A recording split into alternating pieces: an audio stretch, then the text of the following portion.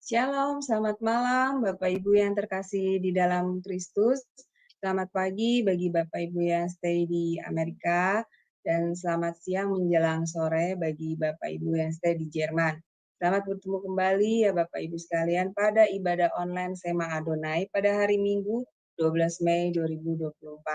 Puji syukur dan puji Tuhan ya Bapak Ibu sekalian, kita bisa berkumpul kembali bersama di sini dalam keadaan sehat untuk mengikuti ibadah online kita kembali. Baik Bapak Ibu sekalian, sebagai pembukaan dari ibadah kita, maka kita akan membukanya dengan lagu pujian yang akan dibawakan oleh Ibu Murni dengan judul lagunya Kasih Setiamu Yang Kurasakan. Dipersilakan Ibu Murni. Salam, salam semua ibu bapak dimanapun kita berada saat ini. Puji nama Tuhan, kita hari ini mau beribadah, mau bersama-sama dengan Tuhan. Mau mendengar firman dan mau memuji Dia. Kasih setia Tuhan selalu menyertai kita. Walau terkadang kita tidak setia, namun Tuhan selalu setia kepada kita. Dari itu mari saya ajak ibu bapak dimanapun berada saat ini untuk mempersiapkan hati, mau memuji dan menyembah Tuhan kita, yaitu Tuhan kita Yesus Kristus dengan kasih setiamu.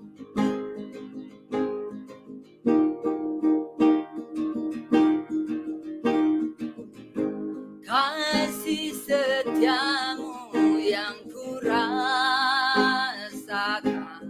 lebih tinggi dari langit biru.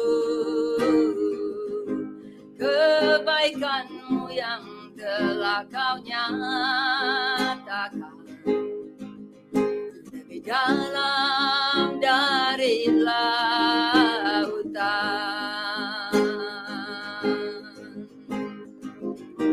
Berkat-Mu yang telah ku terima sempat membuatku terpesona.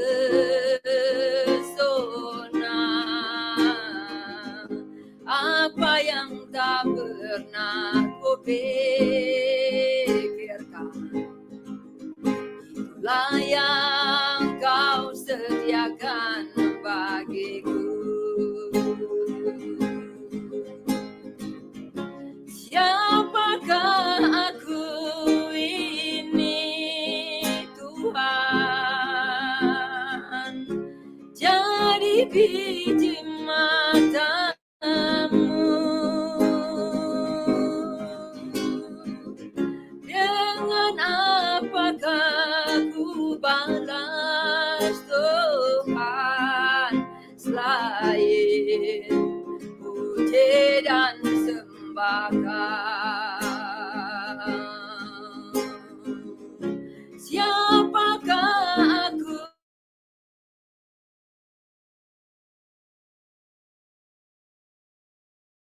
di biji mata-Mu.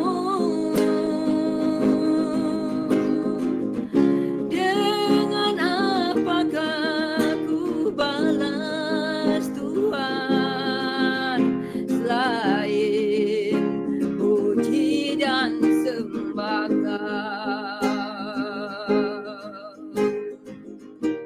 Mari kita siapkan hati kita, mari kita muji Dia. Kasih setiamu yang kurasakan lebih tinggi dari langit biru. Kebaikan-Mu yang telah kau nyatakan lebih dalam dari lautan. Berkat-Mu yang telah ku terima sempat membuatku terpesona.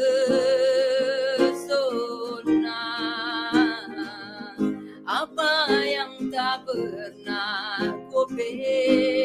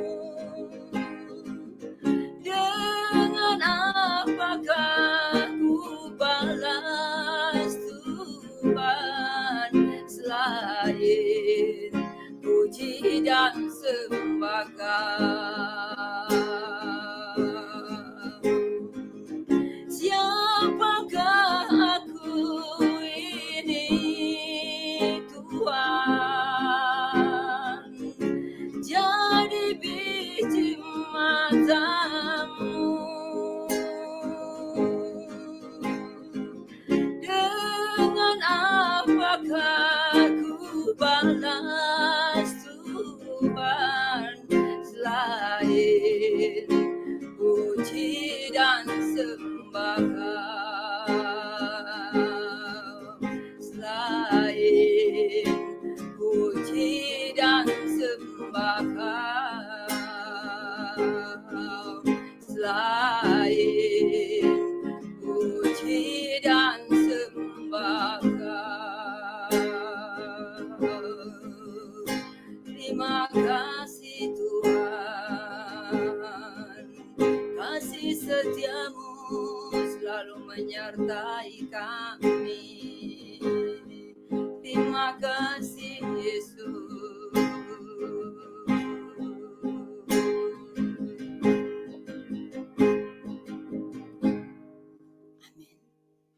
Amin.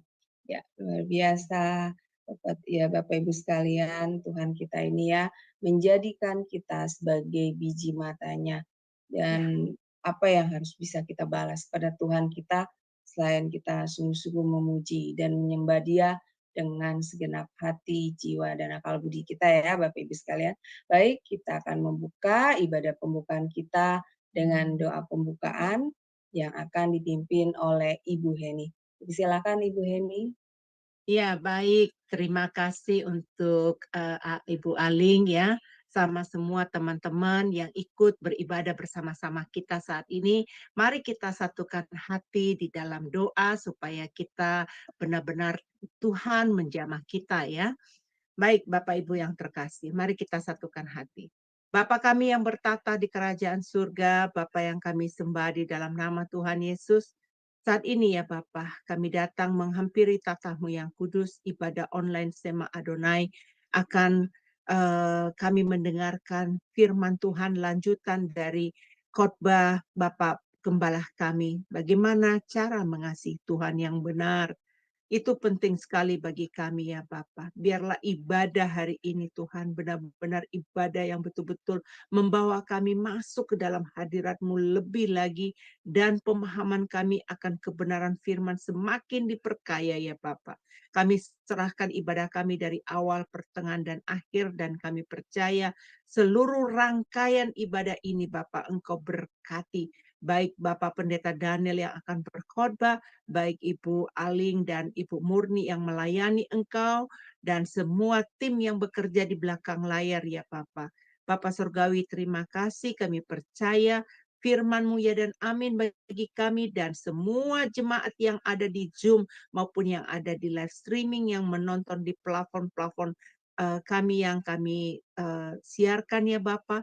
Mereka juga diberkati sama seperti Engkau memberkati kami. Terima kasih Bapa, di dalam nama Tuhan Yesus kami berdoa. Haleluya. Amin. Amin. Amin. Baik, terima kasih Ibu Heni untuk doa pembukaannya bagi ibadah kita. Baik, sekarang Bapak Ibu kita akan masuk pada lagu pujian yang kedua ya Bapak Ibu. Dan kali ini tema lagu pujian kita adalah Karya Terbesar. Dan yang akan membawakannya Ibu Murni kembali. Dipersilakan Ibu Murni. Terima kasih Ibu Aling. Mari kita terus memuji Tuhan ya. Kita tahu bahwa karya yang terbesar Tuhan Yesus adalah Dia mau merelakan dirinya untuk disalib sampai mati. Karena Dia begitu mengasihi kita. Itulah karya yang terbesar dari Tuhan untuk kita. Mari kita mengingat ini ya. Dan juga saat ini mari saya ajak kembali untuk memuji Tuhan.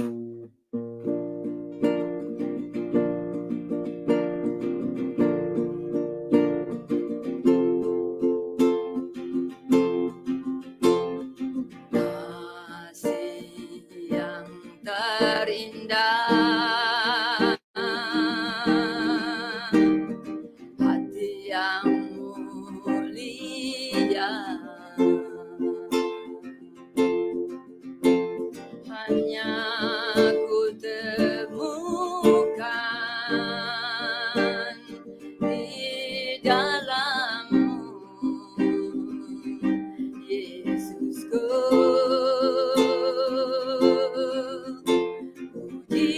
Dari hatiku selalu di setiap waktuku tiada pernah berubah kasih-Ku.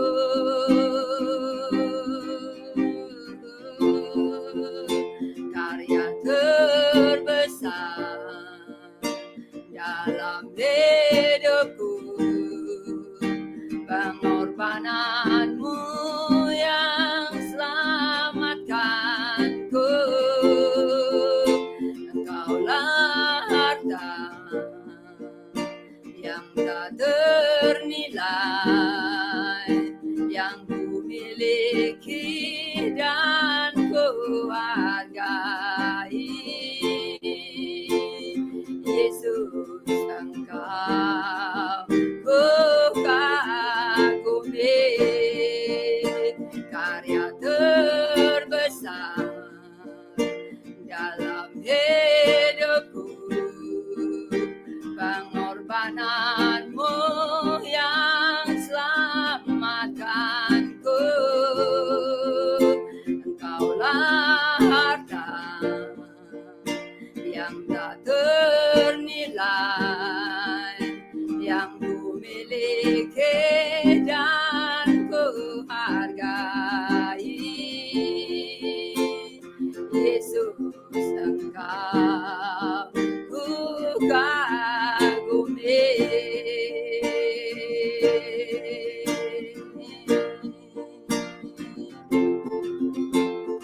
Kasih yang terindah, hati yang mulia, hanya ku temukan di dalam-Mu, Yesusku. Pujian dari hatiku, selalu di setiap waktuku, tiada pernah berubah kasih-Ku.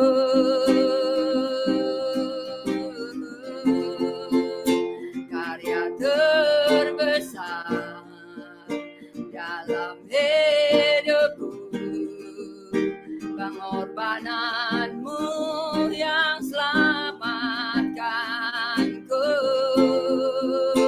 Engkaulah harta yang tak ternilai,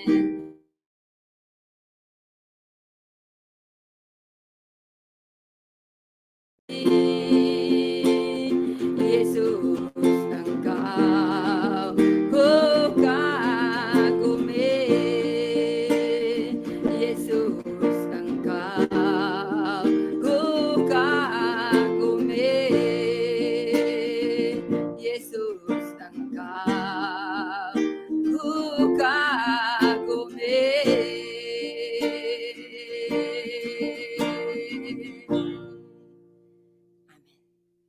Amin. Haleluya, puji Tuhan.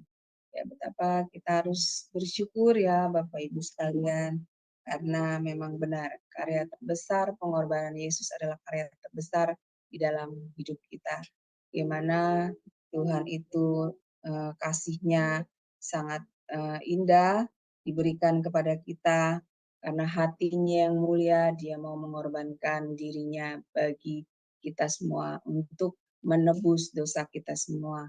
Ya, baik Bapak Ibu, sekarang kita akan masuk kepada lagu pujian yang ketiga untuk mempersiapkan hati kita dalam menerima firman Tuhan yang akan dibawakan oleh Pak Pendeta Daniel Palungan ya Bapak Ibu.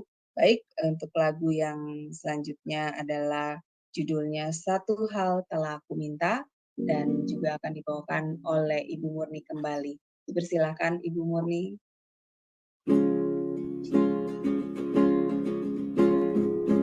Inilah kerinduan kami Tuhan. Kami mau tinggal di dalam bait-Mu yang suci. Kami mau menikmati kasih-Mu dan kuasa-Mu dan menikmati firman-Mu. Satu hal telah ku minta bersama Tuhan, itulah yang ku ingini.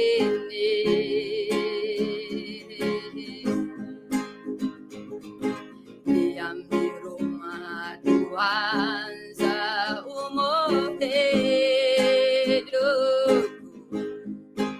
menyaksikan kemurahan Tuhan dan menikmati baiknya dan menikmati kuasanya dan menikmati kasih-Nya dan menikmati firman-Nya.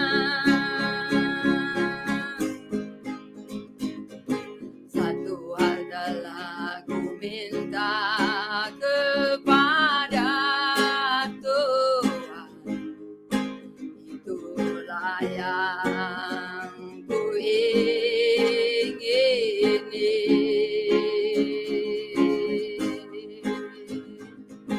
Diam di rumah Tuhan seumur hidupku, menyaksikan kemurahan Tuhan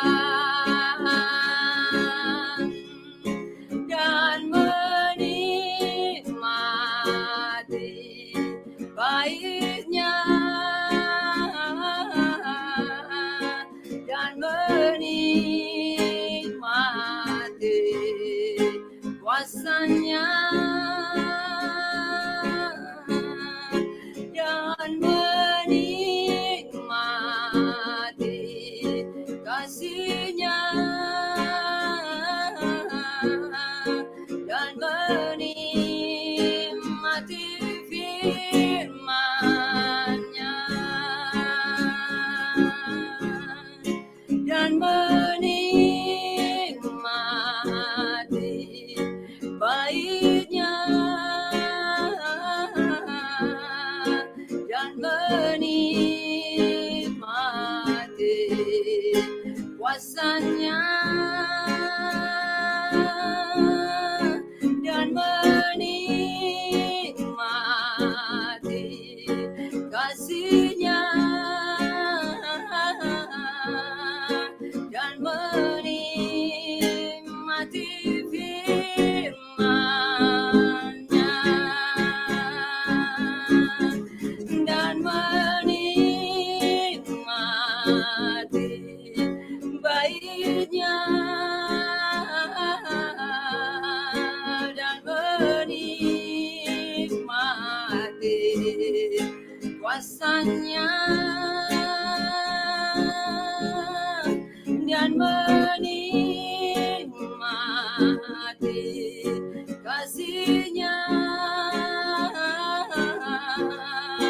dan menikmati firman-Nya.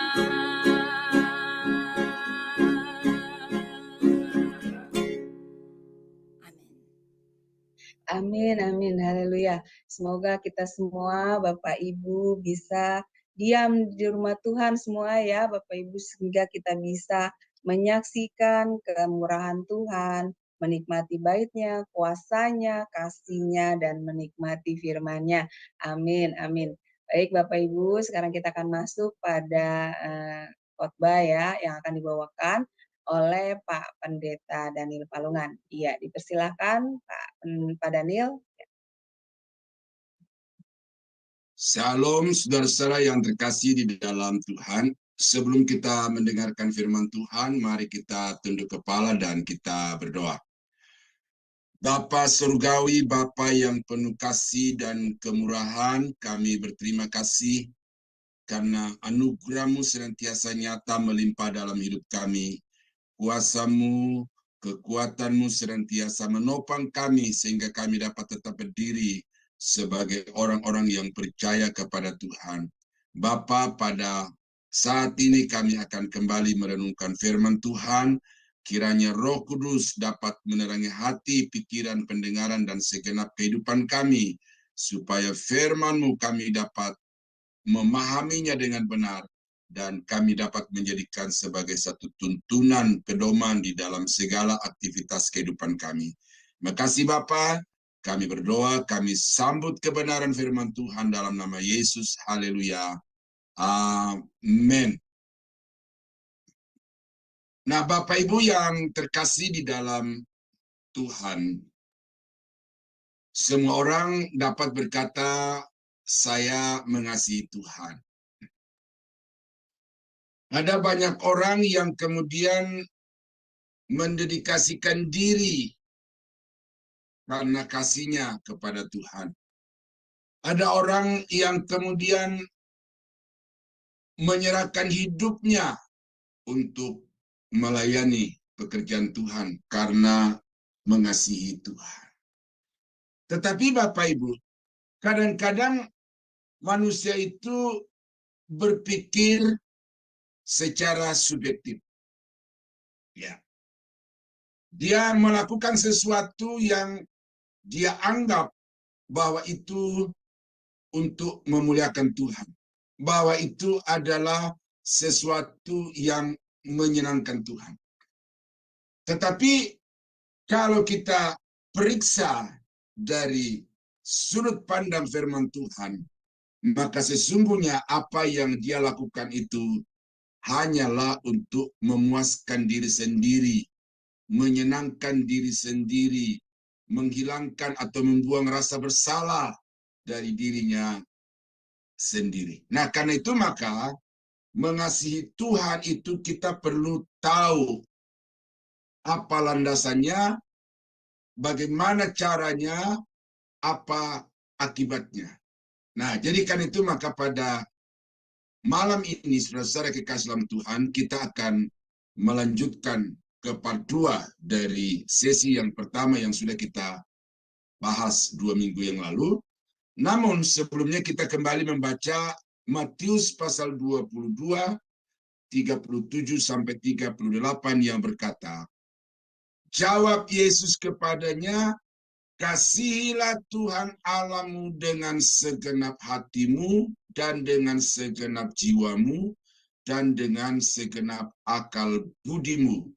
Itulah hukum yang terutama dan yang pertama. Nah, ini adalah perintah Tuhan. Ini adalah intisari dari Alkitab. Bahwa hukum Taurat itu termaktub di dalam kasih itu. Ya, bahwa kasihlah Tuhan Allahmu dengan segenap hatimu, kasihlah sesamamu manusia seperti dirimu sendiri. Kepada kedua hukum itulah tercakup seluruh hukum Taurat. Dan bahkan kalau kita baca dalam Perjanjian Baru, maka kasih itu adalah warna yang lebih menyolok lagi, ya, dari semua yang Allah kerjakan dalam Perjanjian Baru itu lebih dominan kasih daripada apa yang ada di dalam Perjanjian Lama. Nah, karena itu Bapak Ibu, maka ini sesuatu yang sudah lama kita tahu bahwa mengasihi Tuhan itu perintah.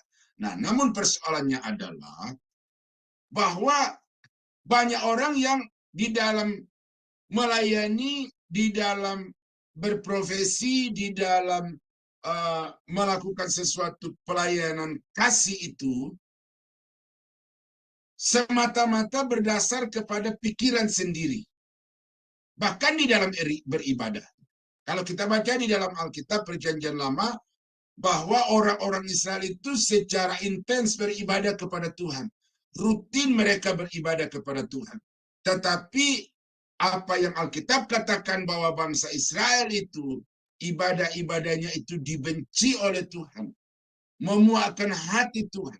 Nah, oleh karena itu maka beribadah memang pada satu sisi merupakan ekspresi kasih yang ada di dalam hati kita kepada Tuhan. Tetapi mengasihi Tuhan tidak cukup hanya dengan duduk diam 1,5 jam atau 2 jam di dalam ruang-ruang ibadah tertentu. Nah, oleh karena itu maka saya terinspirasi dari teman yang ketika dia membawakan topik ini, lalu saya ingin mengembangkan itu, maka saya teliti Alkitab. Saya teliti bagaimana caranya seseorang itu dapat mengasihi Tuhan dengan benar.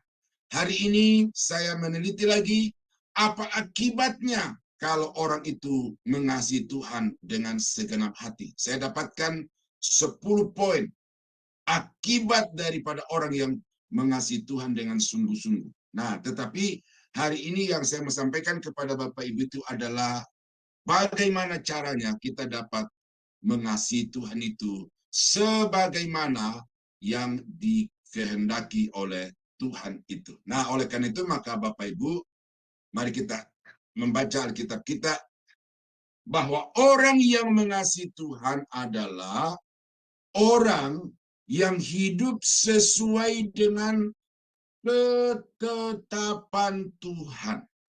Jadi ini kata-kata yang saya angkat dari Alkitab itu sendiri, dan ini merupakan satu rumusan Alkitab bagaimana seseorang itu dapat mengasihi Tuhan. Ya. Apabila engkau melakukan dengan setiap perintah ini yang kusampaikan kepadamu pada hari ini, ya, dengan mengasihi Tuhan Allahmu dan dengan senantiasa hidup menurut jalan yang ditunjukkannya, maka haruslah engkau menambah 3 kota lagi kepada yang 3 itu. Ini ada perintah praktis di dalamnya situ, tetapi di sini ada sesuatu yang prinsip, ya, bahwa mengasihi Tuhan dengan senantiasa hidup menurut jalan yang ditunjukkannya. Amin. Mengasihi Tuhan tidak cukup dengan ibadah, dengan ritual keagamaan, tetapi mengasihi Tuhan adalah senantiasa hidup dengan ketetapan-ketetapan atau hukum, aturan-aturan yang telah ditetapkan oleh Tuhan. Satu contoh konkret dalam satu skop yang lebih sempit itu adalah dalam rumah tangga. Bahwa ada tatanan, ada aturan yang sudah ditetapkan oleh Tuhan sebagai satu aturan yang baku, yang kekal, yang universal, bahwa seorang suami harus mengasihi dan menghormati istri. Bahwa seorang istri harus tunduk dan menghormati suaminya. Ya, ini penting Bapak Ibu, karena kadang-kadang kita melayani Tuhan, kita membaktikan, mendedikasikan hidup kita untuk Tuhan, tetapi kita melanggar aturan dalam rumah tangga. Dan ini ada keluhan banyak rekan-rekan pendeta-pendeta. Ini bukan hanya terjadi di kehidupan rumah tangga jemaat, tetapi di kehidupan rumah tangga hamba-hamba Tuhan, di mana ketetapan suami adalah kepala istri dan istri harus tunduk hormat kepada suami. Tetapi di banyak kasus-kasus rumah tangga hamba-hamba Tuhan itu, istri menempatkan diri sebagai kepala, sebagai decision maker, sebagai pengambil keputusan, dan meminta supaya suaminya tunduk mutlak kepada istri. Nah, ini banyak terjadi oleh karena apa? Banyak istri pendeta itu yang latar belakang anak pendeta yang sudah kaya. Ada banyak istri pendeta dari latar belakang pengusaha yang kaya, dan karena itu dia menjadi sponsor gereja atau pelayanan pendeta itu, dan oleh karena dia sponsor pendeta, maka dia minta supaya pendetanya tunduk. Nah, jadi ini aturan Bapak Ibu, bahwa sebagai orang-orang yang mengasihi Tuhan, tidak usah kita berpikir tentang skop yang lebih global, yang lebih besar, tetapi mari kita melihat di dalam rumah tangga kita, adakah kita hidup sesuai dengan ketetapan Tuhan. suami istri. Anak orang tua. Beberapa hari ini saya berturut-turut menemukan TikTok itu. Entah itu sejarah atau itu settingan, tetapi saya melihat Bapak Ibu bahwa di mana-mana sekarang ini ada banyak anak yang tidak lagi menaruh hormat kepada orang tuanya. Orang tua yang sudah bekerja begitu keras, bahkan boleh dibilang setengah mati, banting tulang peras keringat untuk mencukupi kehidupannya di masa kecil, kemudian membiayai pendidikannya, mengusahakan pekerjaan, bahkan mewariskan perusahaan. Tetapi ketika anak itu sudah menjadi besar, sudah menjadi kaya, dia begitu tega mengusir orang tua dari rumah dan kemudian hidup menggelandang di pinggir-pinggir jalan. Ini fenomena sekarang ini, Bapak. Di Indonesia, panti-panti jompo mulai bertumbuh subur, marak di mana-mana. Nah, panti jompo adalah tempat di mana orang-orang tua itu dititipkan. Nah, ironinya, yang ditampung di sana itu bukan orang-orang gelandangan yang dipungut dari pinggir jalan, tetapi orang-orang yang berasal dari orang-orang kaya, keluarga-keluarga kaya, anaknya bisnismen, anaknya pengusaha yang sukses. Tetapi kemudian tega untuk menitipkan orang tuanya di panti jompo. Nah, jadi saudara-saudara, kalau kemudian orang kaya itu menjadi sponsor gereja, menjadi sponsor pelayanan, maka saya berani katakan apa yang dia korbankan secara finansial untuk pelayanan pekerjaan Tuhan itu menjadi tidak berarti, oleh karena ketetapan Tuhan di dalam rumah tangga dia tidak laksanakan, di mana dia menyia-nyiakan orang tuanya yang seharusnya menjadi tanggung jawabnya. Saya yakin saudara bahwa orang Jepang tidak lagi seperti zaman dulu. Kalau zaman dulu orang Jepang itu dibolehkan anak-anaknya itu membuang orang tuanya di hutan. Dibolehkan secara keyakinan orang Jepang pada waktu itu, bahkan untuk membuang orang tuanya ke dalam jurang kalau orang tuanya itu sudah tidak produktif, sudah menjadi beban bagi anak-anaknya. Tetapi saya percaya bahwa sekarang orang Jepang tidak akan melakukan itu lagi. Orang tua Jepang itu sudah dirawat oleh anak-anaknya. Dan kalau orang tidak percaya Yesus saja bertanggung jawab kepada orang tuanya, nah bagaimana kita sebagai anak-anak di dalam keluarga, di dalam rumah tangga kita? Saya mau sampaikan ini kepada bapak-bapak, ibu-ibu yang masih punya orang tua. Ya, saya punya orang tua sudah tidak ada, dan saya sangat menyesal bahwa orang tua meninggal ketika saya belum bisa berbuat apa-apa.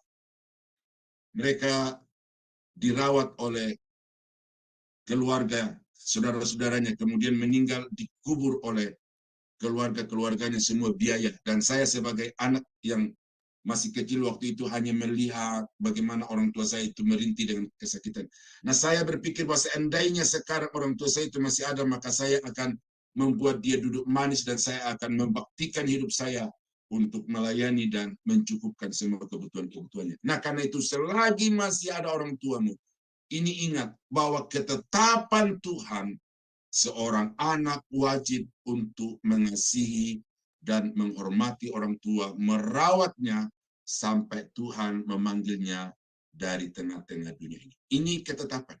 Nah, jadi kalau saudara mau mengasihi Tuhan, maka caranya adalah taati aturan itu dalam rumah tangga, di dalam gereja, di dalam masyarakat, di dalam berbangsa bernegara. Taati semua ketetapan hukum aturan yang sudah ditetapkan Tuhan bagimu. Ini satu ayat yang dapat menjadi penguat apa yang saya katakan. Ulangan pasal 30 ayat 15-16. Ingatlah, aku menghadapkan kepadamu pada hari ini kehidupan dan keberuntungan, kematian dan kecelakaan. Karena pada hari ini aku memerintahkan kepadamu untuk mengasihi Tuhan Allahmu. Ya, ini perintah Musa supaya bangsa Israel mengasihi Tuhan dengan segenap hati. Bagaimana caranya? Dengan hidup menurut jalan yang ditunjukkannya dan berpegang pada perintah, ketetapan, peraturannya, supaya engkau hidup dan bertambah banyak dan diberkati Tuhan Allahmu di negeri kemana engkau masuk untuk mendudukinya. Nah, jadi saudara, ini perintah, tetapi perintah yang merupakan ketetapan. Bukan hanya bagi bangsa Israel, tetapi semua generasi dari segala bangsa yang percaya kepada Allahnya Abraham, Ishak, dan Yakub, dia wajib untuk hidup senantiasa berpegang kepada aturan hukum yang telah ditetapkan oleh Tuhan. Nah, kalau saya berjalan di daerah-daerah Kristen di Indonesia, saudara-saudara, yang menjadi ironi adalah bahwa masih sebagian besar orang Kristen itu lebih berpegang teguh kepada adat istiadat yang berlandas kepada kepercayaan-kepercayaan suku daripada berpegang teguh kepada hukum Allah, perintah Alkitab yang senantiasa dipelajari di dalam gereja atau di ibadah-ibadah. Nah, karena itu maka saya pertegas sekali lagi pada hari ini kepada Bapak Ibu, berpegang teguhlah kepada kebenaran firman Allah, kepada hukum aturan yang sudah disampaikan kepada Bapak Ibu, dan itu adalah cara bagaimana saudara mewujudkan kasih kepada Tuhan. Yang kedua, hari ini, bagaimana caranya kita mewujudkan, menerapkan di dalam kehidupan kita tentang mengasihi Tuhan itu. Di dalam Mazmur pasal 97 ayat 10, katakan bahwa kita harus membenci kejahatan. Hai orang-orang yang mengasihi Tuhan, bencilah kejahatan. Dia yang memelihara nyawa orang-orang yang dikasihinya akan melepaskan mereka dari tangan orang-orang fasik. Nah, jadi ada dua kelompok orang di sini. Kelompok orang fasik dan kelompok orang-orang yang mengasihi Tuhan. Orang-orang fasik itu suka, cinta, gemar terhadap perilaku-perilaku jahat. Seperti baru saja di Indonesia terjadi, orang sedang beribadah, kemudian diserbu. Dan mereka yang menyerbu itu merasa berpikir dia sedang menyenangkan hati Tuhannya. Jadi, karena cinta kepada Tuhannya, dia menganiaya orang. Tetapi dari sudut pandang kemanusiaan, dari sudut pandang kekristenan, itu adalah kefasikan. Dan ini, saudara, warna kehidupan begitu banyak orang di dunia sekarang ini, bahwa banyak orang yang lebih mencintai kefasikan daripada mencintai Tuhan. Nah, karena itulah maka pemazmur berkata, kasihilah Tuhan Allahmu dengan membenci kejahatan. Nah, apa yang jahat di mata Tuhan itu, Bapak Ibu, tidak selalu seperti saya katakan tadi, menganiaya orang, membunuh orang, mencuri. Tetapi kadang-kadang di dalam kehidupan kita sehari-hari tanpa kita sadar itu, kata-kata jahat itu keluar dari mulut kita. Sumpah serapah keluar dari mulut kita. Nah, oleh karena itu membenci kejahatan bukan hanya yang nyata di dalam tindakan perbuatan tangan kita, tetapi juga yang ada di dalam pikiran, apa yang ada di dalam perkataan-perkataan kita. Kalau seseorang berkata mengasihi Tuhan, maka hatinya akan dibersihkan dari niat-niat yang jahat. Ini tidak kelihatan, Bapak Ibu. Tetapi kalau kita baca di dalam Alkitab itu, Yesus pernah menghindarkan diri. Ya, dikatakan dalam Alkitab, hilang dari pandangan orang-orang Yahudi. Karena dia tahu bahwa orang-orang Yahudi itu sedang merancang sesuatu yang jahat, mau membunuh Yesus, sementara waktunya belum tiba. Masih merupakan niat di dalam hati, tetapi sudah menjadi wujud kejahatan di mata Tuhan. Itu sebabnya, maka saudara-saudara harus menjaga hati ini. Karena segala sesuatu yang nyata di dalam tindakan, segala sesuatu yang nyata di dalam perkataan, itu adalah kelanjutan dari apa yang mulai tersirat di dalam hati. Mulai kepada apa yang terancang di dalam hati. Nah, oleh karena itu maka jangan menganggap bahwa saya bukan pembunuh, saya bukan pencuri, saya bukan perampok. Tetapi kalau hatimu itu dipenuhi dengan niat-niat, rancangan-rancangan yang jahat, bagaimana memperkaya diri sendiri, merugikan orang lain, itu adalah kejahatan yang merupakan hakikat hidup orang-orang fasik. Nah, kalau saudara masih dikuasai dengan sikap hidup seperti itu, berarti saudara belum mencintai Tuhan. Ya. Selalu saya katakan Bapak Ibu, ya, bahwa hal-hal seperti ini bukan hanya terjadi di kalangan jemaat, tetapi kalangan rohaniawan juga itu, hatinya itu ada kejahatan, perbuatannya ada kejahatan. Gereja di Jakarta dirobohkan oleh pendeta.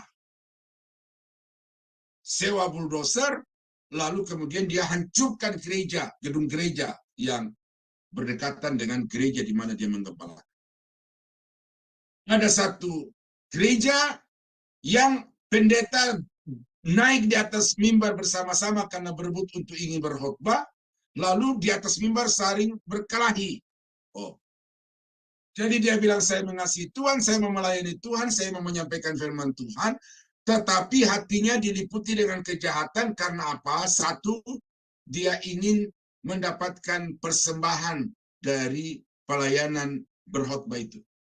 Itu kejahatan yang suci, kejahatan yang manis di mata manusia. Tetapi barang siapa yang naik di mimbar itu dengan motivasi untuk memperkaya diri sendiri, tanpa dia sadar, dia melakukan kejahatan di mata Tuhan. Kejahatan yang kedua dari pendeta yang berkelahi di atas mimbar ini adalah melakukan satu perbuatan-perbuatan yang hanya layak dilakukan oleh preman-preman, orang-orang yang tidak kenal Tuhan di pinggir-pinggir jalan itu. Nah ini, jadi ini firman tidak hanya tertuju kepada jemaat, anggota gereja, tetapi ini firman tertuju kepada semua kalangan, semua level di dalam gereja, bahwa jangan sampai hati kita itu diliputi dengan kejahatan. Saya sedang merancang juga, entah kapan nanti saya sampaikan ini, perusak gereja. Karena dari Sema Adonai juga saya mendapatkan satu topik gereja yang rusak. Saya lupa siapa yang menyampaikan itu, tetapi ada topik gereja yang rusak.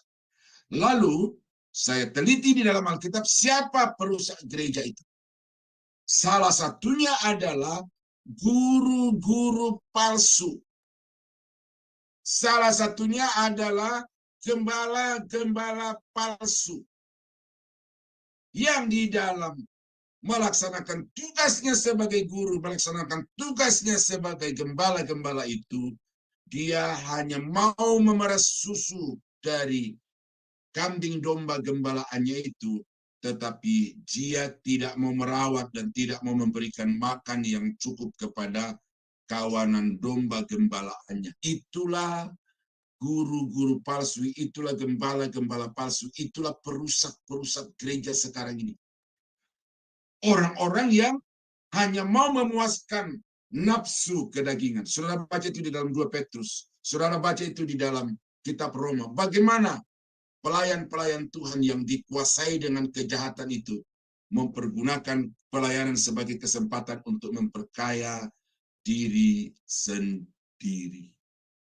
Saudara-saudara, ini keras saya bicara ini kepada Bapak Ibu, tetapi tujuan saya adalah supaya saudara tahu bagaimana caranya mengasihi Tuhan itu dengan sungguh-sungguh. Saudara memberi kepada anak yatim, memberi kepada orang-orang jompo, datang ke pinggir-pinggir jalan untuk memberi makan kepada gelandangan-gelandangan, itu baik. Tetapi kalau itu kau lakukan untuk kemuliaan dirimu sendiri, maka itu adalah kejahatan yang keji di mata Tuhan. Ya, saudara, kita baca beberapa ayat. Ya, Efesus 4 ayat 31. segala kepahitan, kegeraman, kemarahan, pertikaian, dan fitnah, hendaklah dibuang dari antara kamu, demikian pula segala kejahatan. Hampir sama dengan Kolose. Tetapi sekarang buanglah semuanya ini, yaitu marah, geram, kejahatan, fitnah, dan kata-kata kotor yang keluar dari mulutmu. Nah, jadi sejatinya sebagai orang yang sudah mengalami kelahiran baru karena dikerjakan oleh Roh Kudus, maka harusnya hidup kita ini diwarnai dengan kekudusan, diwarnai dengan kebaikan, di mana segala yang jahat itu harus dijauhkan, harus disingkirkan dari kehidupan kita sebagai anak-anak Tuhan. Ya, jadi jangan sampai saudara terjebak. Ya, saya memperhatikan. Nah, ini saya tidak sebut satu suku, tetapi ini di banyak gereja, termasuk juga dari Korea. Saya dapatkan fakta ini, bahwa ada orang yang kalau di gereja itu diadakan lelang, maka orang bersaing untuk saling berlomba untuk lebih tinggi. Kami di Tanah Toraja ada 2 macam lelang, saya lupa namanya itu, tapi ada satu yang dibilang lelang Amerika, satu lelang apa lagi gitu loh. Ya, jadi orang tawar 1 juta, yang lainnya lagi 2 juta, yang lainnya lagi 10 juta. Jadi siapa yang lebih besar, itulah nanti yang berhak atas barang yang di lelang itu. Nah, dari Korea juga saya dapatkan bahwa ada pola seperti itu di Korea. Nah, ketika diumumkan siapa yang memberi persembahan paling banyak di gereja, maka orang itu melihat di situ si A, si B menyumbang ratusan juta, si C menyumbang sekian puluh juta, dan lain sebagainya.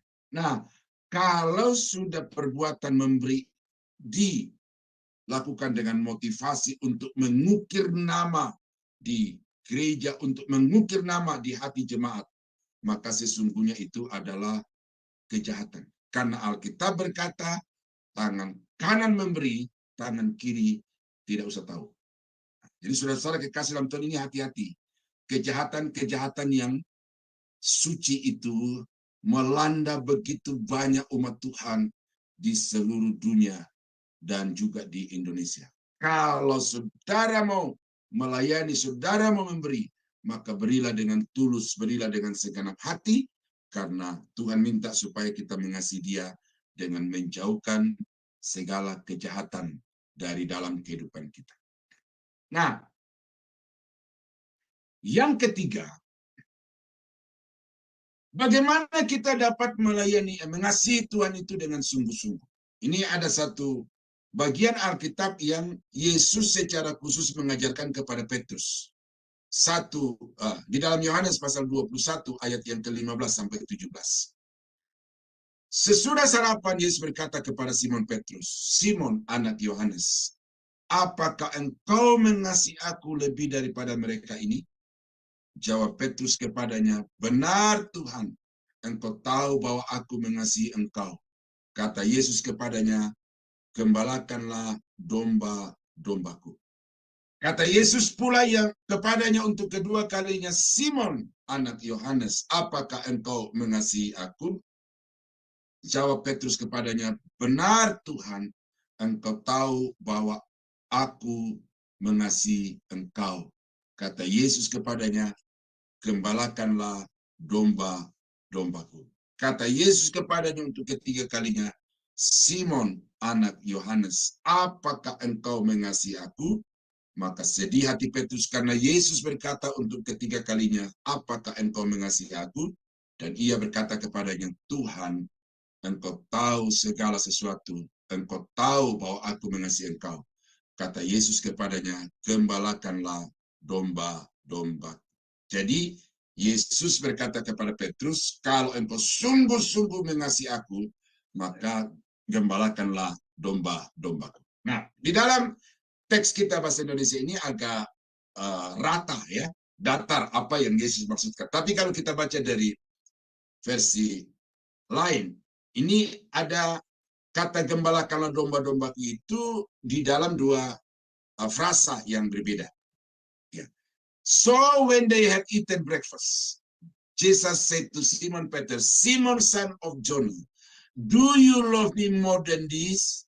He said to him, yes, Lord, you know that I love you. He said to him, atau Yesus berkata kepada Petrus, feed my lambs.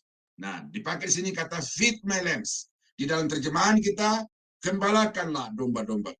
Yang kedua, he said to him again, a second time, Simon, son of Jonah, do you love me? He said to him, yes, Lord, you know that I love you.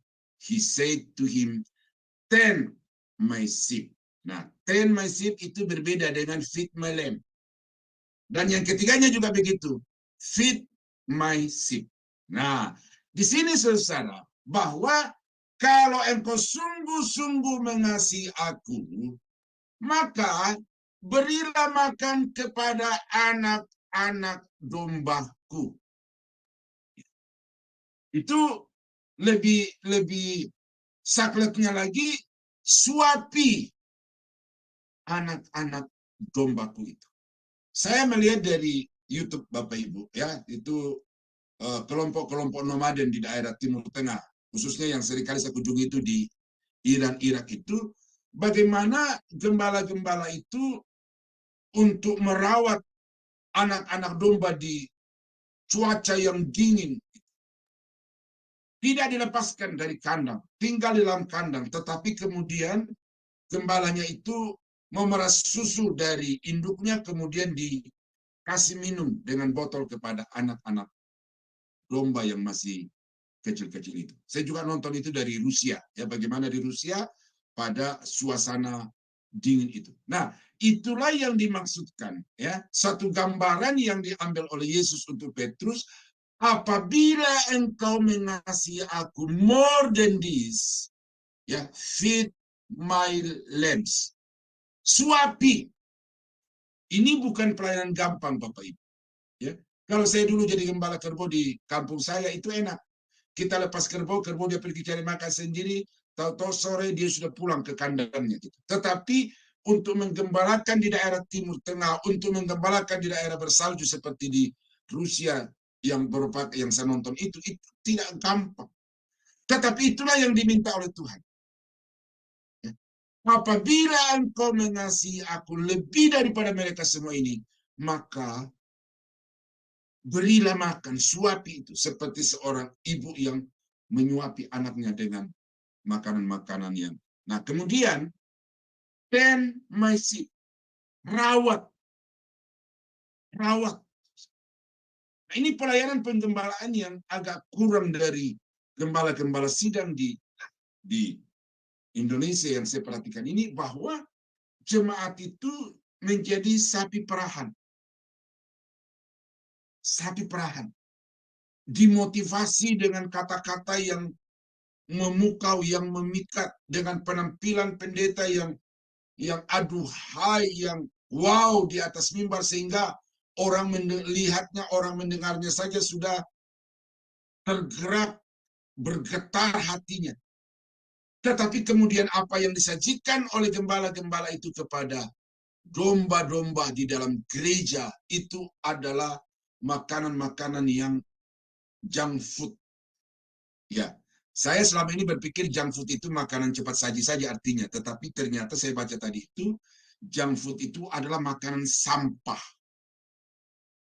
Mengapa disebut sebagai makanan sampah? Karena kandungannya itu bukan membuat sehat, tetapi kandungannya itu menyebabkan kanker, berbagai macam penyakit. Nah, kadang-kadang di dalam jemaat, Bapak Ibu, yang saya perhatikan, bahwa memang ketika jemaat datang mendengarkan khotbah itu, mereka itu tertawa terbahak-bahak. Mereka lupa kalau punya cicilan ke tukang kredit. Mereka lupa kalau punya cicilan ke bank. Mereka lupa kalau di rumah tidak ada beras. Karena memang penyampaian dari mimbar itu luar biasa memukau. Tetapi sayang bahwa ajarannya not biblical. Ya, saya harap Bapak Ibu memperhatikan ini. Ajaran-ajaran gereja sekarang itu enak didengar, but not biblical. Itu sebabnya maka saya selalu memperlihatkan kepada Bapak Ibu bagaimana ayat-ayat Alkitab itu diramu sebegitu rupa sehingga saling menguatkan, saling menopang satu dengan yang lain. Dan itu berarti ajarannya itu biblikal. Nah, jadi Petrus diminta oleh Yesus di sini, kalau engkau mengasihi aku dengan sungguh-sungguh, lakukan pelayanan itu dengan sungguh-sungguh. Ya, beri makan kepada domba-domba yang masih kecil-kecil dan rawat domba-domba yang sudah tua itu supaya tetap sehat, tetap produktif.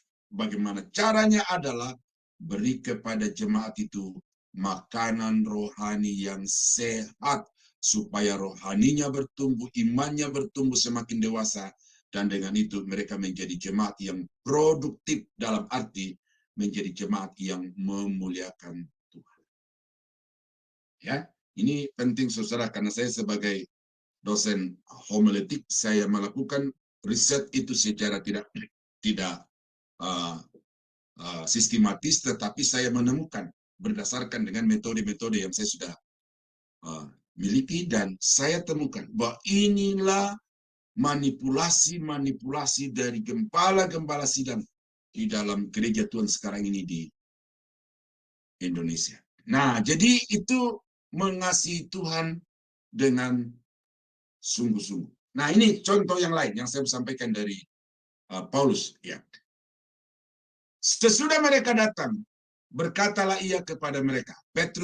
Paulus berkata kepada tua-tua jemaat di Efesus itu, kamu tahu bagaimana aku hidup di antara kamu sejak hari pertama aku tiba di Asia ini. Dengan segala rendah hati aku melayani Tuhan. Dalam pelayanan itu aku banyak mencucurkan air mata dan banyak mengalami pencobaan dari pihak orang Yahudi yang mau membunuh aku. Sungguh pun demikian aku tidak pernah melalaikan apa yang berguna bagimu. Semua kuberitakan, kuajarkan kepadamu, baik di muka umum maupun dalam perkumpulan-perkumpulan di rumah-rumahmu. Aku senantiasa bersaksi kepada orang-orang Yahudi dan orang-orang Yunani, supaya mereka bertobat kepada Allah dan percaya kepada Tuhan kita, Yesus Kristus. Saudara, tadi belum saya masuk di ruang ibadah ini, sekitar jam 5 tadi, ya saya membaca persiapan ini. Dan ketika saya membaca ayat ini, Bapak Ibu, saya sepertinya ada sesuatu yang saya menggigil, tetapi ini kayaknya menggigilnya berbeda karena bulu kuduk saya berdiri. Karena daging maunya kalau bisa hari ini istirahat. Leher gatal, hidung gatal, ya pokoknya serba tidak nyaman. Tetapi apa yang saya alami dibandingkan dengan apa yang Paulus alami, itu tidak seujung kuku. Dia mencucurkan air mata. Banyak mengalami rintangan dari orang-orang yang merasa diri beragama, tetapi penentang Injil, penentang Yesus. Bahkan bukan hanya dihalangi, tetapi mau dibunuh. Namun Paulus, ya, untuk menunjukkan kasihnya kepada Tuhan, itu dia tidak mundur, tidak menyerah sedikit pun. Bahkan kalau kita baca di dalam surat-surat yang lain, itu siang dan malam Paulus itu mengajar kepada jemaat supaya mereka bertobat dan percaya kepada Yesus sebagai Tuhan dan Juru Selamat. Nah, jadi saudara, kalau sungguh-sungguh saudara mengasihi Tuhan, perhatikan pelayanan. Orientasi pelayanan saudara itu kepada siapa? Apakah kepada gembala sidangmu? Apakah kepada denominasimu? Apakah kepada manajermu? Manajemen seperti kalau di ibadah-ibadah channel YouTube ini? Atau bahkan untuk dirimu sendiri? Supaya dilihat orang, supaya dipuji orang. Minggu depan saya akan mengajarkan tentang homiletik dan saya akan memperlihatkan problematika di dalam konteks mimbar pelayanan gereja. Ada banyak pendeta-pendeta yang menonjolkan pribadinya di atas mimbar, di atas panggung gereja, lalu mengecilkan Yesus. Yesus hanya menjadi alat, ayat-ayat Alkitab hanya menjadi bumbu, tetapi kelihayan berbicara, menonjolkan kepribadian, itu nyata juga di dalam kehidupan banyak pengkhotbah-pengkhotbah sekarang ini. Karena itu maka saya katakan ini kepada saudara sebagai sesama pelayan-pelayan Tuhan. Mari kita memeriksa hati kita. Ya, melihat orang lain, menilai orang lain, itu mungkin perlu sebijaksana mungkin. Karena bisa-bisa maksud kita yang bagus itu bisa membuat orang lain menjadi tersinggung. Tetapi mari coba kita memeriksa diri kita sendiri. Apakah saya ini sudah melayani Tuhan dengan sungguh-sungguh atau masih sama seperti Petrus yang mulut besar? Apa yang Petrus katakan? Sekalipun semua orang ini pergi meninggalkan engkau, aku sekali-kali tidak. Lalu apa kata Yesus? Aku berkata kepada Petrus, sebelum ayam berkokok 3 kali, engkau sudah menyangkal aku. Sebelum ayam berkokok, engkau sudah menyangkal aku 3 kali. Karena itu pertanyaan, apakah engkau mengasihi aku lebih dari semua ini sampai 3 kali ditanyakan oleh Yesus kepada Petrus. Karena Yesus mau supaya Petrus betul-betul sadar apa artinya mengasihi Tuhan itu. Yaitu melakukan pelayanan itu dengan tulus, tanpa ada maksud-maksud ingin menjadi yang dipuji, ingin menjadi yang terhormat, ingin menjadi menduduki jabatan-jabatan yang penting di dalam gereja. Ya. Ini ironi. Gereja-gereja di dalam memiliki pemimpin-pemimpin itu, saudara, politiknya politik kotor. Mereka katakan saya mau mengasihi Tuhan, tetapi menempuh jalur melangkah di atas orang lain. Istilah dunia itu menari-nari di atas penderitaan orang lain. Melanggar aturan, melanggar hukum yang ditetapkan Alkitab dan juga di dalam anggaran dasar gereja-gereja. Nah, jadi saudara kita sama Tuhan, kalau saudara mau mengasihi Tuhan dan saudara berkata, saya ini mengasihi Tuhan, maka buktikan kasih saudara itu di dalam pelayanan yang tulus, ya, yang sungguh-sungguh. Kalau masih bisa ditoleransi, saudara, jangan langsung, oh tolong ya ganti saya ya, saya tidak bisa karena ini. Jangan, selama saudara masih bisa lakukan. Karena Alkitab berkata, jeripayamu di hadapan Tuhan itu tidak pernah menjadi sia-sia. Ya, jadi ketika saya baca ayat ini tadi sore, saudara, itu saya mau dibilang apalah. Pokoknya mau diberkati ya iya, mau ditampar ya iya, hanya karena meriang lalu berpikir untuk tidak melayani Tuhan, itu tidak sungguh-sungguh di hadapan Tuhan. Nah, itu yang ketiga pada hari ini, Bapak.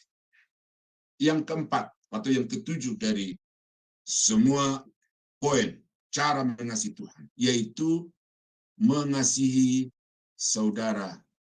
Ya, saya pakai kata tunggal, saudara. Ya, boleh saudara-saudara, tetapi saudara ini supaya lebih spesifik, lebih fokus. Di dalam 1 Yohanes 4 ayat yang ke-20 dan 21. Jika seorang berkata, aku mengasihi Allah, dan ia membenci saudaranya, maka ia adalah pendusta. Karena barang siapa tidak mengasihi saudaranya yang dilihatnya, tidak mungkin mengasihi Allah yang tidak dilihatnya. Dan perintah ini kita terima dari Dia, barang siapa mengasihi Allah, ia wajib mengasihi saudaranya. Saudara-saudara, mengasihi Tuhan itu gampang mengucapkan. Mengasihi Tuhan itu ajaran yang sangat enak untuk didengar. Mengasihi saudara juga itu teori yang paling nikmat bagi setiap orang. Tetapi di dalam prakteknya, bahkan kebencian kepada saudara kandung itu lebih daripada orang-orang yang bukan saudara-saudara. Ini fakta. Pengalaman saya begitu.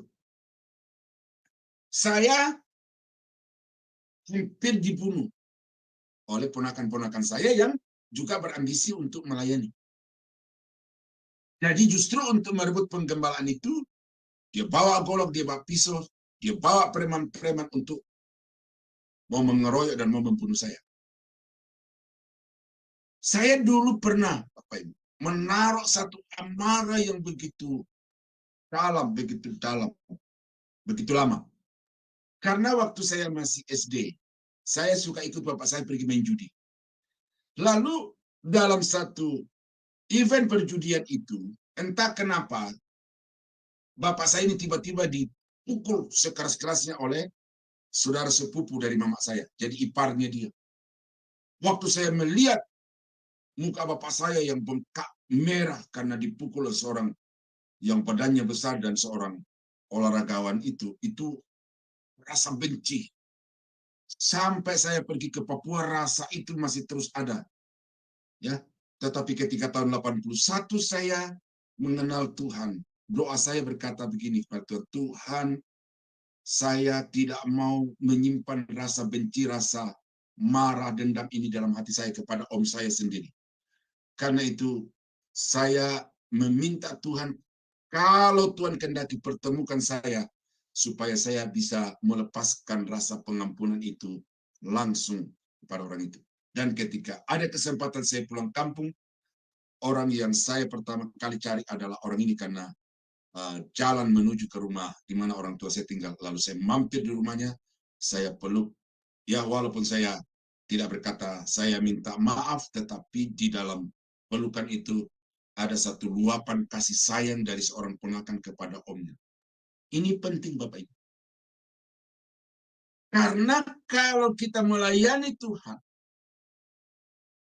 kita beribadah, kita berbakti, kita terlibat di dalam satu bidang pelayanan di gereja, tetapi kita hanya melakukan secara profesional, berdasarkan keahlian kita dan karena kita dibutuhkan di dalam pelayanan itu. Tetapi kemudian di hati kita itu ada rasa benci, rasa dendam, amarah kepada keluarga kita. Maka sebenarnya kita belum mengasihi Tuhan dengan sungguh-sungguh. Saudara boleh mengasihi orang-orang di pinggir jalan. Saudara boleh datang bawa sembako kepada panti jompo, panti asuhan. Memberi kepada orang-orang yang berkekurangan di sekitar saudara dengan topik pelayanan kasih. Tetapi kalau di dalam anggota keluargamu ada yang kekurangan dan engkau masa bodoh, maka sesungguhnya engkau belum mewujudkan kasih sejati itu di dalam hidup. Kembali kepada yang tadi itu, bahwa banyak anak-anak yang menterlantarkan orang tua. Sekarang, bagaimana dengan kita sesama saudara sedaging? Saya beberapa kali, Bapak Ibu, dalam pulang kampung itu karena ada urusan keluarga secara kultur. Tetapi kemudian beberapa kali saya harus diminta oleh keluarga untuk mendamaikan antara kakak adik.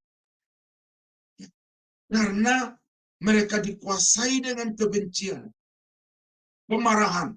Bahkan kata-kata mereka itu sudah kata-kata yang begitu jahat terhadap yang lainnya. Saya diminta untuk mendamaikan.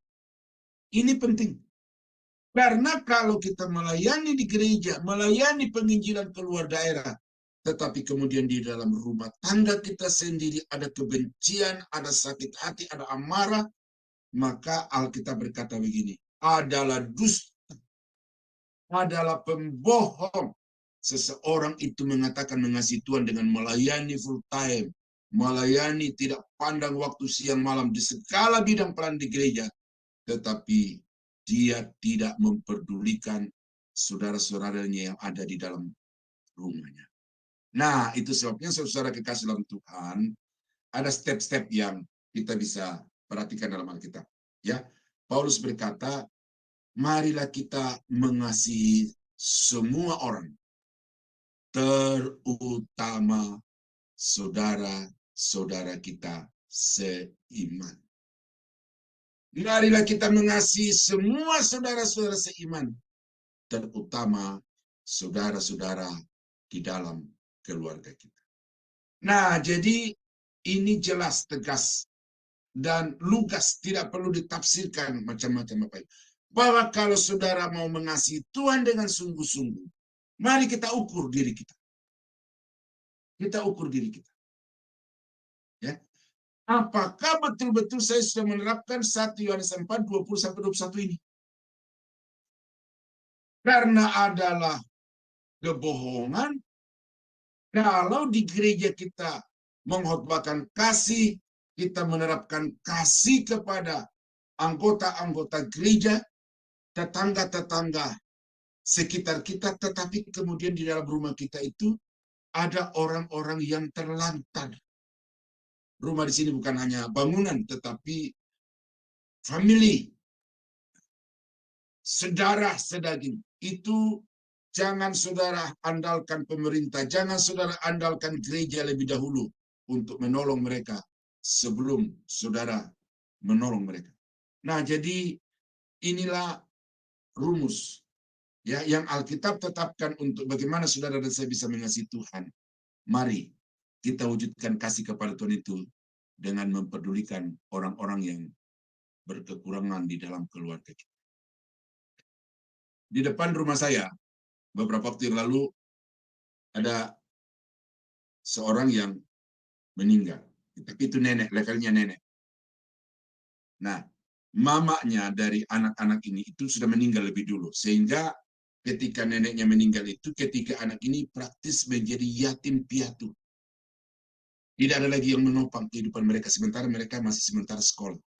Nah, lalu kemudian ada famili yang cukup jauh dan datang pada saat pemakaman neneknya itu, kemudian dia memberikan satu janji bahwa saya akan menanggung kamu selama kamu masih di SMA, dan saya akan menanggung kamu sampai kamu selesai kuliah. Nah, itu penerapan dari kasih di dalam keluarga.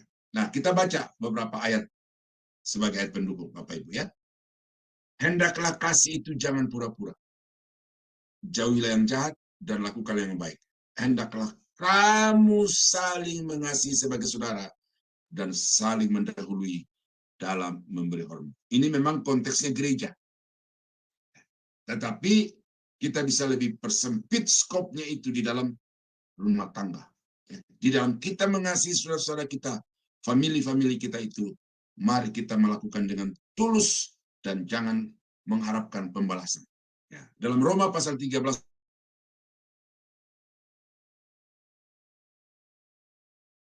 hendaklah kamu saling mengasihi. Sebab barang siapa mengasihi sesamanya manusia, ia sudah memenuhi hukum Taurat. Ya, di awal tadi saya sudah katakan itu bahwa mengasihi itu adalah intisari dari hukum Taurat. Nah, di sini Paulus mengatakan mengasihi saudara-saudara. Nah, ini dalam konteks seiman di sini. Tetapi saya mau perkecil lagi, mengasihi saudara-saudara serumpun, sekaum, ya, keluarga, famili. Itu dahulu gereja, baru masyarakat. Nah, jadi saudara kekasih dalam Tuhan, itulah cara-cara yang saya temukan dari dalam Alkitab. Bagaimana kita bisa mengasihi Tuhan itu dengan nyata, bukan dengan kata-kata atau bukan juga dengan praktek-praktek yang kita anggap baik, yang kita anggap benar, tetapi Alkitab telah memberitahukan kepada Bapak Ibu hal-hal yang sangat praktis yang Bapak Ibu bisa lakukan dimanapun dan kapanpun. Jadi jangan lagi kasih itu hanya merupakan slogan. Jangan lagi kasih itu hanya merupakan lagu nyanyian.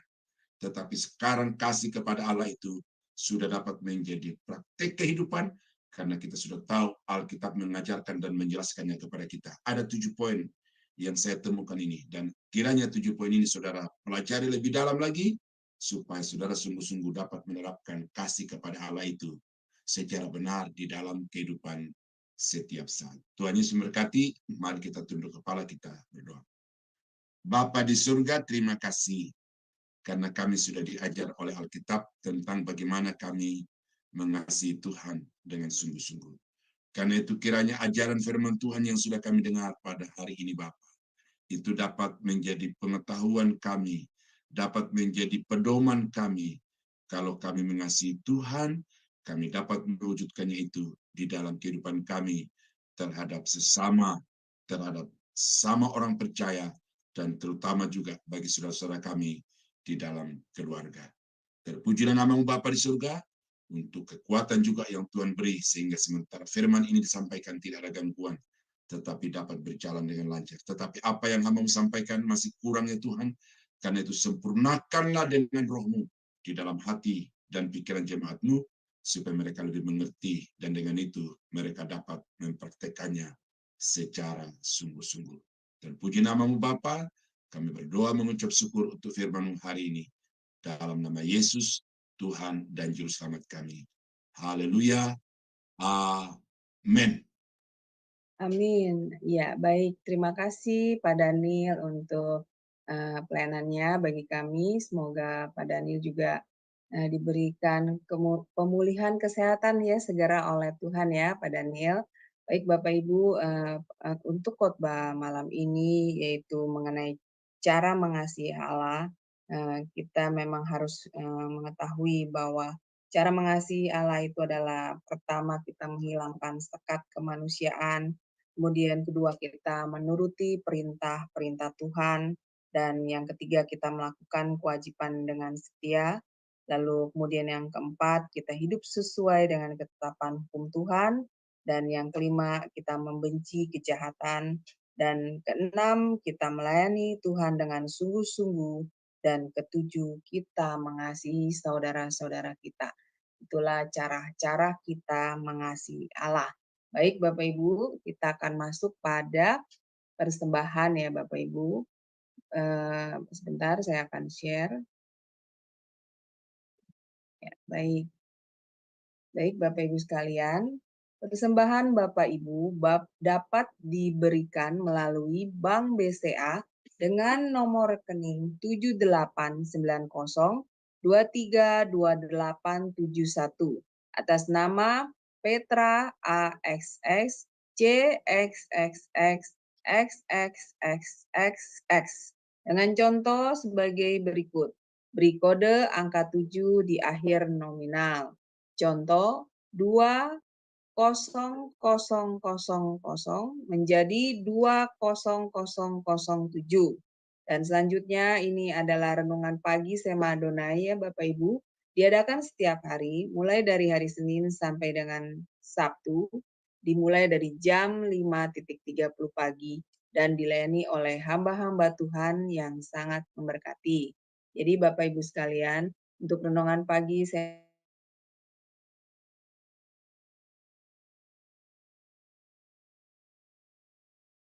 setiap hari Jumat 1 kali dalam seminggu, dan juga ibadah online Sema Adonai hanya Bapak Ibu dapat ikuti di channel Cahaya Firman. Jadi tidak di-live-kan di channel-channel yang lain ya Bapak Ibu. Oleh karena itu bagi Bapak Ibu yang belum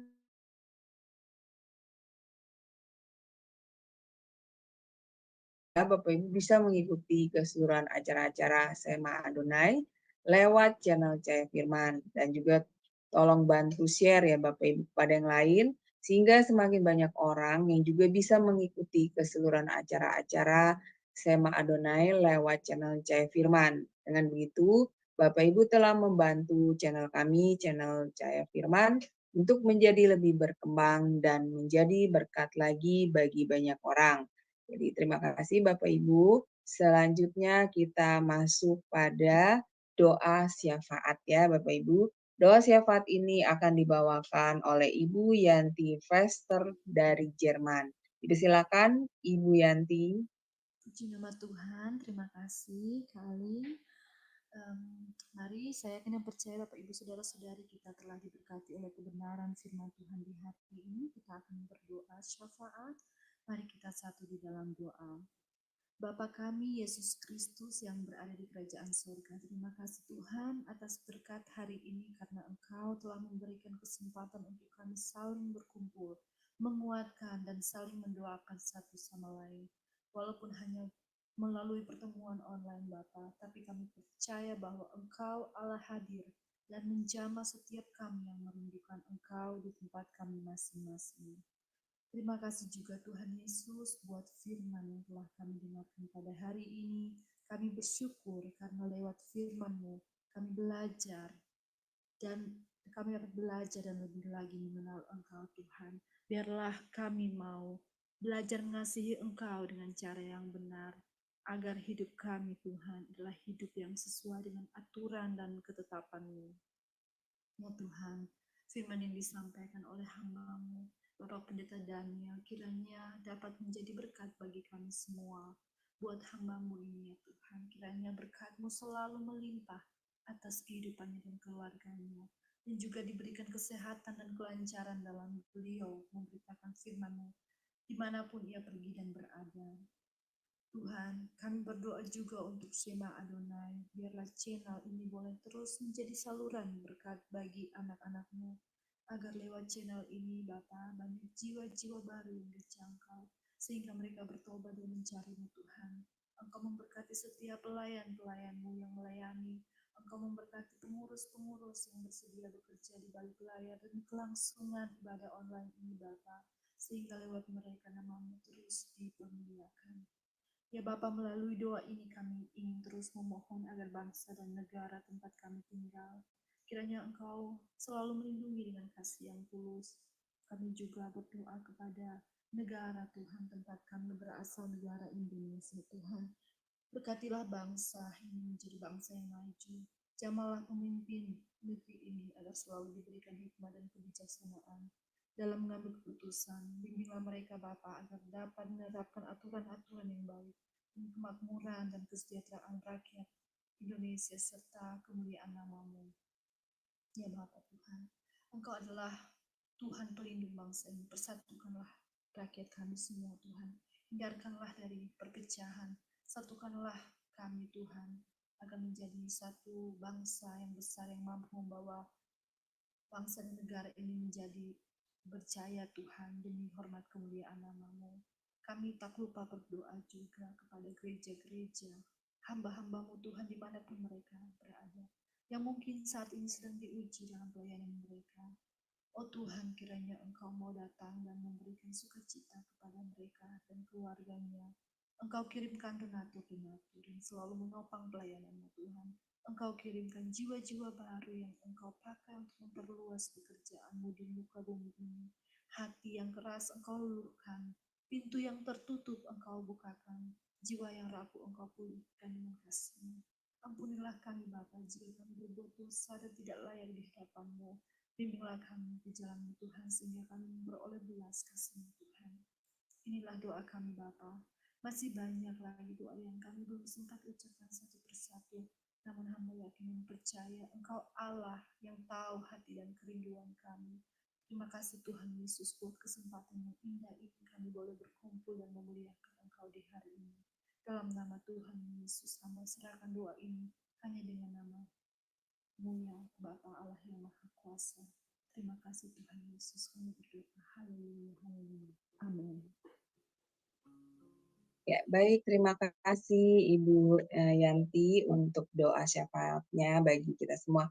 Baik Bapak Ibu, tanpa terasa ya kita sudah sampai di akhir ibadah kita, tetapi masih ada satu lagu pujian lagi yang akan diangkat oleh Ibu Murni, yaitu judulnya Aku Mengasihi Engkau Yesus. Ya, dipersilakan Ibu Murni.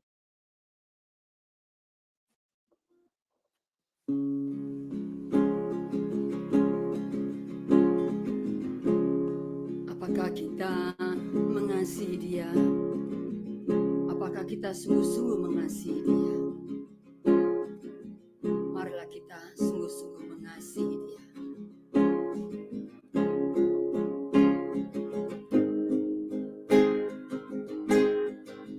Aku mengasihi Engkau Yesus dengan segenap hatiku. Aku mengasihi Engkau Yesus dengan segenap jiwaku.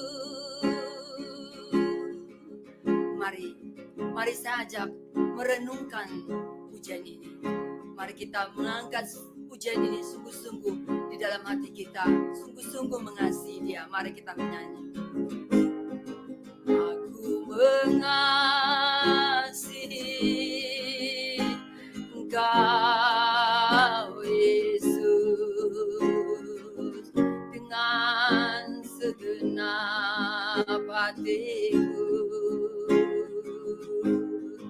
Aku mengasihi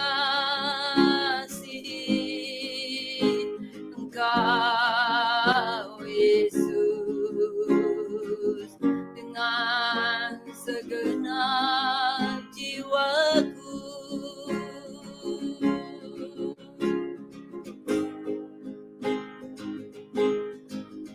Kurenungkan firman-Mu siang dan malam, ku pegang perintah-Mu dan ku lakukan. Engkau tahu ya Tuhan, tujuan hidupku hanyalah untuk menyenangkan hati-Mu.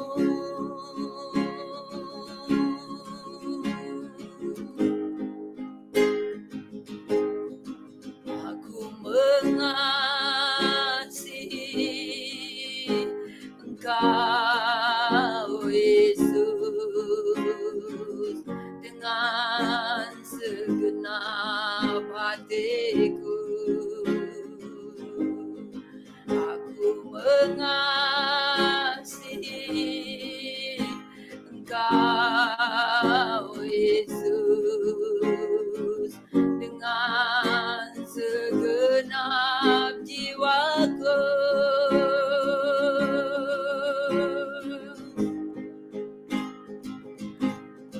Kurenungkan firman-Mu siang dan malam, ku pegang perintah-Mu dan ku lakukan. Engkau tahu ya Tuhan, tujuan hidupku hanyalah untuk menyenangkan hati-Mu. Kurenungkan firman-Mu siang dan malam, ku pegang perintah-Mu dan ku lakukan. Engkau tahu ya Tuhan, tujuan hidupku hanyalah untuk menyenangkan hati-Mu. Hanyalah untuk menyenangkan hati-Mu.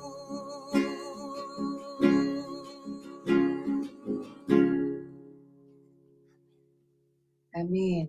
Haleluya, puji Tuhan. Ya baik Bapak Ibu sekalian, mari kita mengasihi Tuhan kita Yesus Kristus dengan segenap hati, segenap jiwa kita ya. Dan mari kita merenungkan firman-Nya siang dan malam dan selalu memegang perintah-Nya. Baik Bapak Ibu sekalian, tanpa terasa ibadah kita telah selesai dan kita akan menutup ibadah kita dengan doa berkat yang akan dipimpin oleh Bapak Gembala kita, yaitu Pak Pendeta Daniel Palungan. Dipersilakan Pak Daniel. Bapa di surga, terima kasih atas berkat dan pertolongan Tuhan di dalam ibadah kami, sehingga dari awal sampai akhir tidak ada gangguan apa-apa, dan kami sungguh diberkati melalui puji-pujian dan melalui kebenaran firman. Kami berdoa Bapa supaya apa yang sudah kami dapatkan di dalam ibadah ini membuat kami lebih tahu bagaimana harus memperlakukan hidup kami secara benar di hadapan Tuhan, sehingga kami sungguh-sungguh dapat disebut orang yang mengasihi Engkau. Berkati semua hamba-hambamu yang sudah melayani Engkau, sebagai moderator, sebagai operator, sebagai singer. Bapa, Engkau berkati mereka berlimpah-limpah, supaya mereka juga boleh semakin setia melayani Engkau. Dimanapun suara kami, pelayanan kami pada malam ini ditangkap oleh orang, kiranya Roh Kudus bekerja di dalam hati mereka, supaya mereka dapat mengasihi Engkau secara lebih sungguh-sungguh. Terpuji namamu Bapa, kami akan akhiri ibadah kami pada malam ini, dalam nama Yesus Tuhan dan Juru Selamat kami. Haleluya. Saudara-saudara sidang jemaat yang dikasihi Tuhan, kiranya anugerah dari Allah Bapa di dalam surga, damai sejahtera dari Tuhan kita Yesus Kristus, serta persekutuan kuat kuasa Roh Kudus, kiranya menyertai kita sekalian dari sekarang sampai selama-lamanya. Di dalam nama Yesus, kami akhiri ibadah kami pada malam ini. Haleluya. Amin. Ya, puji nama Tuhan, Bapak Ibu sekalian, ibadah kita telah selesai dan Tuhan telah menyertai ibadah kita sehingga lancar sampai akhir. Terima kasih untuk yang telah bertugas malam ini, untuk Ibu Murni, untuk Ibu Yanti Verster, untuk Pak Daniel sebagai pembawa khotbah bagi kami semua ya Pak Daniel. Semoga Pak Daniel diberi pemulihan kesehatan segera oleh Tuhan, dan juga untuk para operator yang bekerja di belakang layar. Luar biasa, terima kasih atas kerjasamanya. Dan juga untuk Bapak Ibu semua yang hadir di dalam ibadah ini dan juga yang mendengarkan di live YouTube. Terima kasih. Selamat beristirahat ya Bapak Ibu semua. Dan selamat untuk melakukan aktivitas kembali di keesokan harinya ya. Ya, baik Bapak Ibu, terima kasih. Tuhan berkati. Shalom, shalom, shalom.